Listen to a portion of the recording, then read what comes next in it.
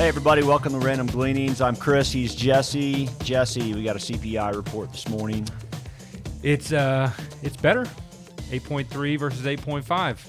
Yep, we've got Jay. The Markets Insider headline was inflation cooled slightly in August as sliding gas prices offset rising costs elsewhere in the economy.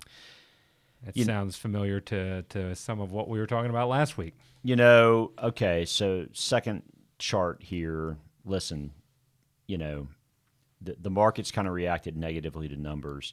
Here's the bottom line. I mean, you can parse it out all you want. Median CPI, core CPI. CPI was better. CPI was better this month than it was last month, and last month was better than the month before that. That is less bad. It's not good yet, but, Yeah, and in 2 months maybe still doesn't make a trend, but it sure does get you closer to a trend, right? It's moving in the right direction. If I had to guess, I think maybe, there were some big bets on coming in lower and then the Fed offering a lesser rate hike, right? And that now seems to be off the table, but we were anticipating a 75 basis point rate hike come next week anyway. I think that these things are I think it's a reaction that is unwarranted, to be honest with you. Well, let me share with you what I am interested in, and I'm talking about a lot in meetings right now, and it is the fact that cash is returning more, although not really in the bank. Tell us about that. Yeah, so I ran across this chart, hat tip to a Ben Carlson out there, who I saw it from, but it comes from J.P. Morgan Asset Management, where the really stunning thing to me was what they have measured is what the average 6-month return on a CD annualized. So do 2 of those a year, obviously, right? What they returned on average over the last number of decades or throughout those decades. So in the 80s, a 6-month CD was averaging on an annualized basis 10% a year. Okay, and during that time frame, the headline inflation rate was 5.5%, right? You can see some other inflationary numbers baked in there.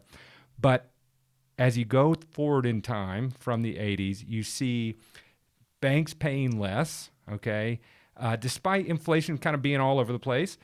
But here in the last 20 some odd years, banks have not been offering anything close to inflation, right? And so, what I did was I added stocks. That's not part of their charts. And just to show what stocks have done. And the outlier there is the 2000s, much discussed that it was a negative decade, okay? Right.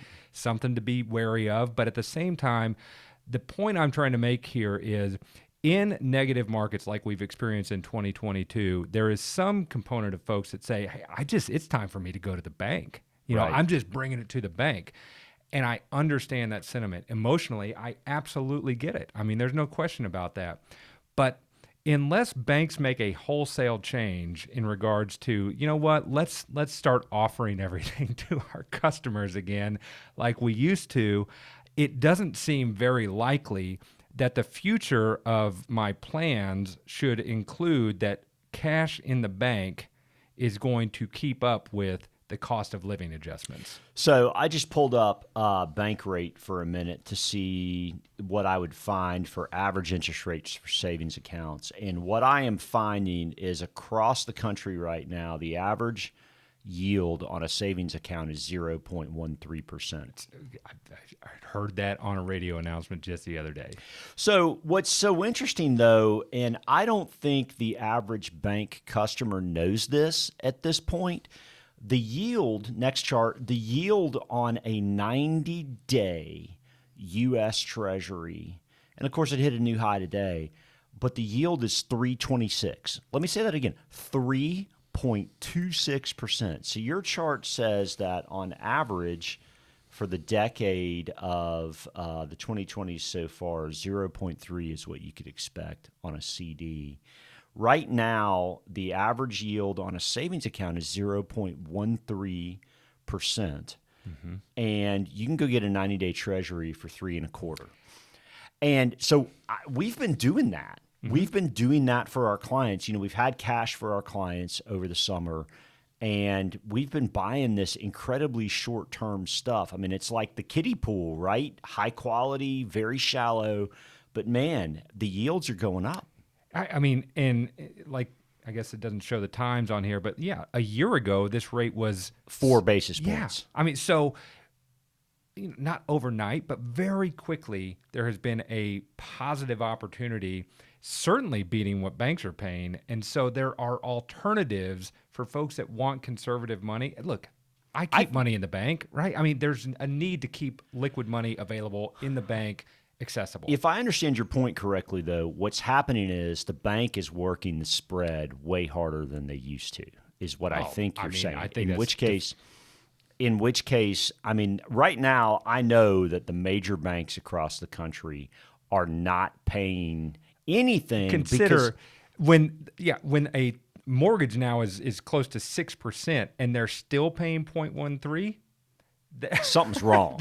Something's wrong. I mean, there's an opportunity to invest in banks, well, right? Yeah, I mean, they're making a spread. They're making a massive spread. A massive spread, right? Well, hope banks stop doing that, or their customers get wise enough to know that for a portion of their dollars, there's better alternatives. They're high quality. I mean, that's just it. It's yeah, high quality. So let's go across the pond real quick in recognition of look, I'm not a royal follower, but the Queen passed last week, which is sad. She had lived a very full life, but something that crossed my stream this week was when she ascended to the throne. It was Joseph Stalin, Mao Zedong, and Harry Truman in charge of, the Soviet Union, China, and the United States, and Winston Churchill was still the prime minister of That's amazing. Great Britain. That's just hard to imagine as a historian. I read, I think, 15 prime ministers under her reign. There were also a fair number of bear markets for stocks in the United States while she was on the throne. There were 13 to be exact. Looks like the garden variety is, low to mid 20s in terms of bear markets, but that's a whole lot of 20+% declines during the time that she was on the throne. That's for sure. And so, if we were looking back, and I ran a quick assessment next chart of if you happen to have invested $10,000 on June 2nd, 1953, the day she was awarded the throne, and just left it alone in the Dow Jones, any guess as to what that would be worth today? A lot. $1.2 million, right? Despite 13... and you didn't add money to it. You didn't add any money to it, right? I mean, so again, I guess the theme here is, inflation's getting a little better. Okay, cash still isn't paying anything.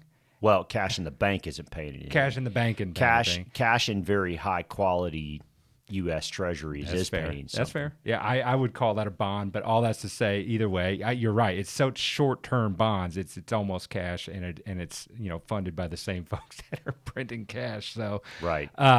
So either way, if we expand our time horizon, or if there is an allowance for some additional time horizon on a portion of your dollars, markets do their thing. Yep. Despite difficulties in the near term, they do their thing. Yep. So. And buying in the turmoil is usually what yields you a better result. No doubt.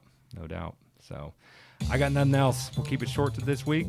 Thanks, everyone, for watching. Please do hit the subscribe button, and please share. I mean, we're trying to make sure folks get good information. The TV is not the place to get good information. Unfortunately, it is if you want to buy some ad-based stuff, but it's not so much for what will make you money going forward. Thanks, as always, for watching. We'll see you next week.